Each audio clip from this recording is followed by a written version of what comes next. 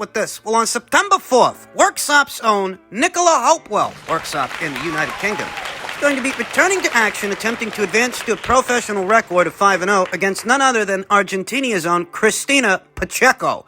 And, you know, I'd been hearing a whole lot about this fighter, Nicola Hurricane Hopewell, and I got to get a look at her. Fighting out of the orthodox stance, campaigning at or around flyweight and super flyweight, Nicola Hopewell... She's something. I very recently saw Nicola in action against Yvette Garcia, and I have to say that I was very impressed. I like what I saw. Nicola Hopewell, who sports a professional record of 4 wins, no losses, knows how to measure the distance, use that lead hand to set up the shots, moves well, bounces in and out of range.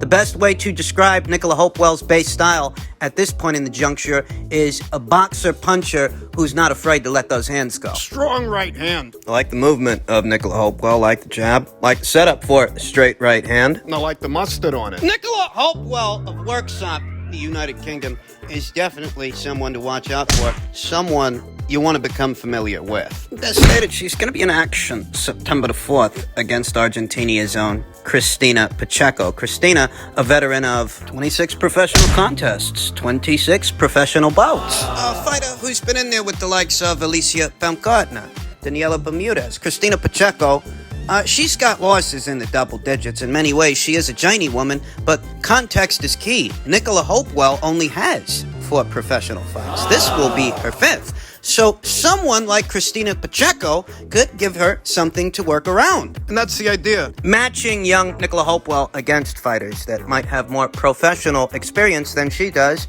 but not as high a ceiling, not as much talent, so that Nicola can develop on schedule, on time, and be primed to start taking on bigger and better fighters, bigger and better opportunities for Nicola Hopewell, who exhibits a lot of promise. So she's got the Pacheco fight coming up early next month, and I look forward to seeing Nicola Hopewell in action, who has left quite an impression on me. Well, I tell people, don't sleep on him. The guy's long, he's game, he's got nothing to lose. He's got a chip on his shoulder about the WBA situation. So, I'm always on the very nervous side of everything. And I think the guy was an Olympian. He's proven with Sean Porter that he can fight the big boys, and he's coming off some nice wins. So, again, if the Senator fought Keith Thurman shows up, game over for Ugas. He's getting knocked out within 9 rounds. Sure, not many people in boxing or just in life will know Manny as well as what you do. There's been a talk about his potential retirement if it's his last time in the ring. What are your thoughts? What's your kind of instinct? Do you think we will see him return after this? Well, it's just like the Senator's telling everybody this fight. We have to see what happens on Saturday night.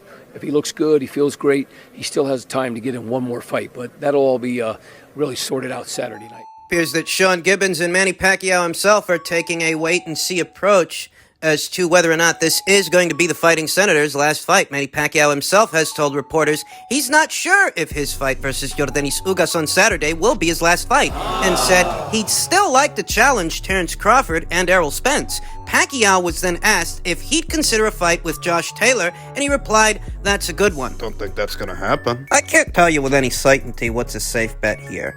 I can't tell you because, Yordenis Ugas, he's nowhere near as injury-prone or uninspired as Keith Thurman was when Manny Pacquiao beat him or Adrian Bronier before him.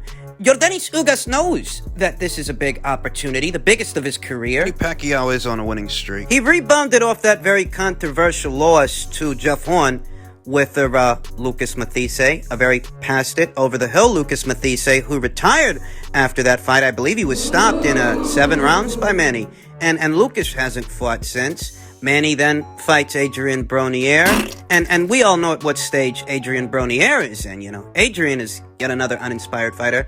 He steps up, he fights Keith Thurman, the then reigning WBA welterweight champion, unbeaten at the time, Keith Thurman. But even Keith, there was some angling there because Keith was a very injury-prone fighter who had suffered a scare in his comeback fight to Josecito Lopez. Sparsely active Keith Thurman. Ahead of that Lopez fight, and characteristically injury-prone fighter.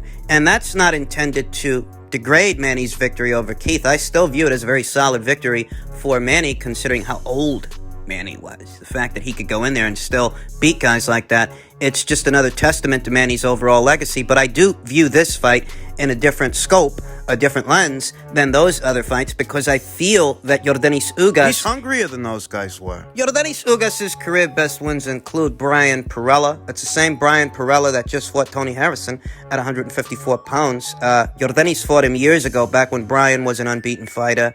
Yordenis also gave Ray Robinson a loss. That's the same Ray Robinson that gave Mean Machine a lot of trouble. Yordenis also beat Omar Figueroa, what I think was a career best win for him. He really beat Omar from the inside and out.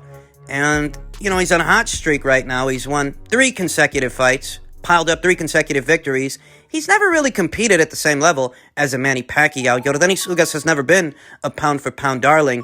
And in truth, the Manny Pacquiao that he's about to face, he's not a pound-for-pound darling either. Not anymore. I don't know that there's a safe bet here. I've seen very many compelling arguments for either man to win this fight, that maybe this is one fight too many for the aging Manny Pacquiao, the fighting senator, though at the same time, we all know that the PBC would benefit greatly if Manny emerges the victor. More so than if Ugas wins. There shouldn't be any misconceptions in association with this fight. No, it's not as big a fight, not as big an event as an Errol Spence Jr. fight would have been, but this is still a very solid fight, and Yordenis Ugas is a solid fighter, especially for an aging Manny Pacquiao, who I believe is going to turn, 43? Very soon? Hasn't fought in 2 whole years. We've seen the fighters side by side with each other, and it's obvious to everyone by now that Yordenis has a height advantage, has a reach advantage. He's the younger man.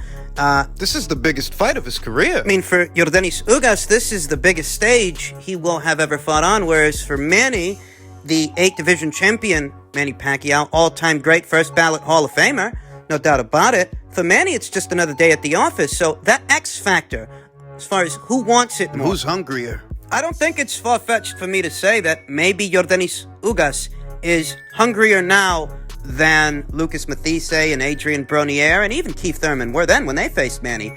I have to admit that I feel in my heart of hearts Ugas might want this more than those fighters did. Those fighters, they just wanted a check. They just wanted to get paid to show up against what they thought was a very old fighter, whereas for Ugas, this really is the opportunity of a lifetime.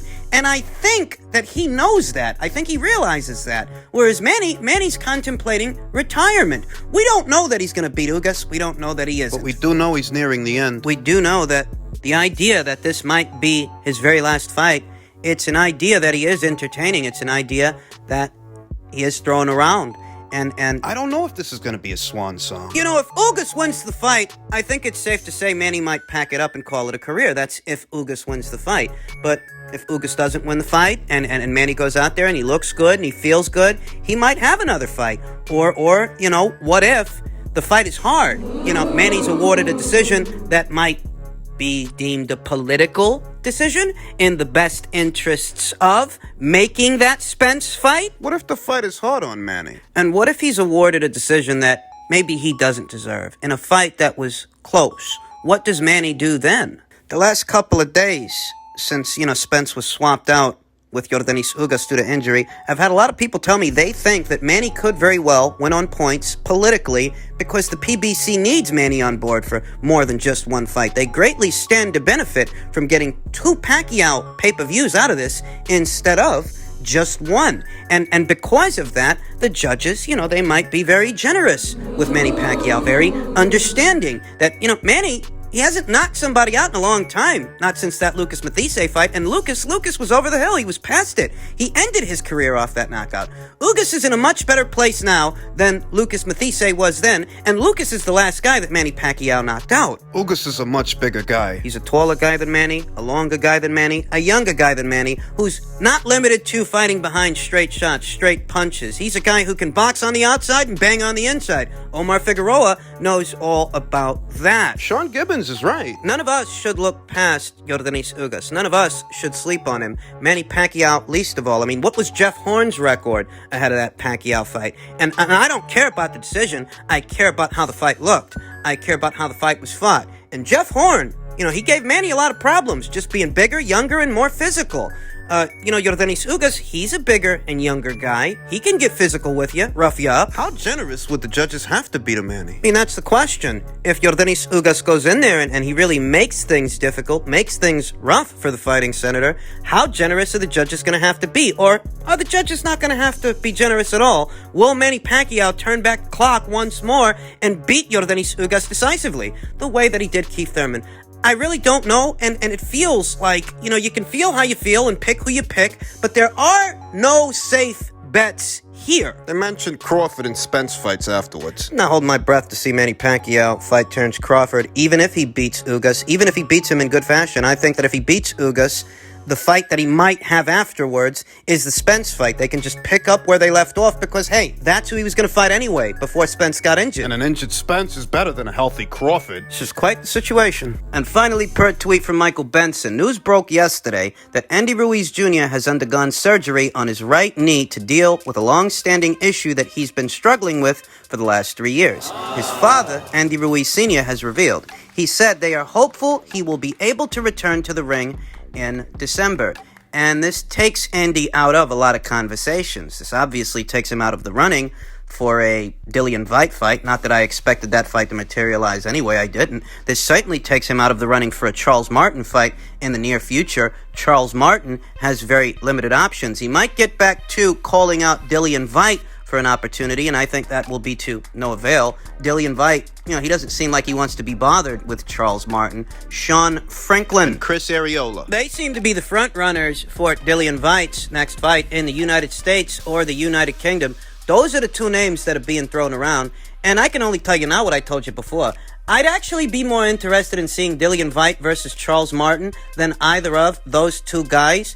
But Dillian Whyte is under no obligation to give Charles Martin an opportunity. And that's what that would be for Charles Martin, an opportunity. Because, for calling out Dillian Whyte, who's over there on the Matchroom side of things, why don't you call out Luis Ortiz? He needs an opponent. He wanted an Andy Ruiz Jr. fight the same way that you did. Neither one of you is going to get it. Not in the near future. Not unless Andy does return in December. Are you willing to wait that long? And if you're not, why not fight Luis Ortiz instead? He's supposed to be some kind of a big name. And he's not getting any younger. I mean, listen, I'm not against Dillian Whyte versus Charles Martin. I'm not against that fight at all. If Dillian Whyte is receptive to it and the fight were to get made, I'd tune in. I'm just being realistic. Dillian Whyte, out of his own mouth, he's not interested in Charles Martin. So it is what it is. And Charles Martin, if he wants to have a fight, what are you going to do? Wait till December? Wait till Andy comes back? If you want to have a fight in the near future, Luis Ortiz ain't got nothing going on. Luis Ortiz is available. Make a fight with him. Two of the PBC's heavyweight southpaws. One a former champion and one's a former title challenger. Beating Charles Martin, who is back in the winner's bracket, it certainly would communicate more about where Luis Ortiz actually is here today at this age than the last guy he fought. I think the guy's name was Flores. But Charles Martin. A win over Luis Ortiz could be characterized as a career best win for him. It could be. Because, Luis Ortiz is still ranked as a top 10 fighter. He's got a bit of a cult following. And I say cult following because I'm not even sure those are really Luis Ortiz fans or Wilder fans that inflate Luis for having beaten him. Luis Ortiz himself ain't got much of a heavyweight resume. The most solid guy that he fought was Bryant Jennings, and that was years ago. His claim to fame seems to be giving Deontay Wilder a couple of problems in their two fights and losing both of those fights by way of knockout. Aside from that, his own body of work, it doesn't consist of Pulevs and Povetkins and Parkers. I mean, there's just not a lot there. Aside from Bryant Jennings, who was coming right off that loss to Vladimir Klitschko, I guess the most solid guy that Luis Ortiz beat would have to be... What was it, 2014? Latif Coyote? Yeah, he tested positive for nandrolone after that fight. I'm not even trying to pigeonhole the guy for testing positive for banned substances. You can spit in the wind and hit a guy that tested positive for a banned substance. It's just that, Ortiz tested positive for nandrolone. Povetkin tested positive for meldonium and Osterin. But, guy like Povetkin, he does have a much deeper resume than Luis Ortiz. I look over at Luis Ortiz's resume and I'm wondering, what exactly is his claim to fame aside from losing those two fights to Deontay Wilder? What really makes him one of the more solid guys that are out there? I think beating Charles Martin would help that argument. It should be an easy fight to make. For making fights like Michael Kofi versus Jonathan Rice, headliner, I think you could get more people interested with a Charles Martin versus Luis Ortiz fight over there on PBC's Isolation Island on their side of things. And, I think it's a good win for either man. There are no network and political promotional issues to have to work around, so I don't see why Andy getting this surgery shouldn't result in an Ortiz versus Martin fight. They're both in the market for an opponent. Now, as far as Andy and that right knee, we know that Andy is attempting to become a more fit and trim, streamlined fighter, athletic. He's lost some weight, and maybe he hurt the knee trying to become that kind of fighter. Or maybe they're getting surgery on the knee because they want Andy to be more mobile moving forward, more fleet of foot, more agility, and it would be hard for him to do that with that nagging knee injury, so they have taken this as an opportunity to correct it. In truth, I don't like the idea of Andy Ruiz slimming down.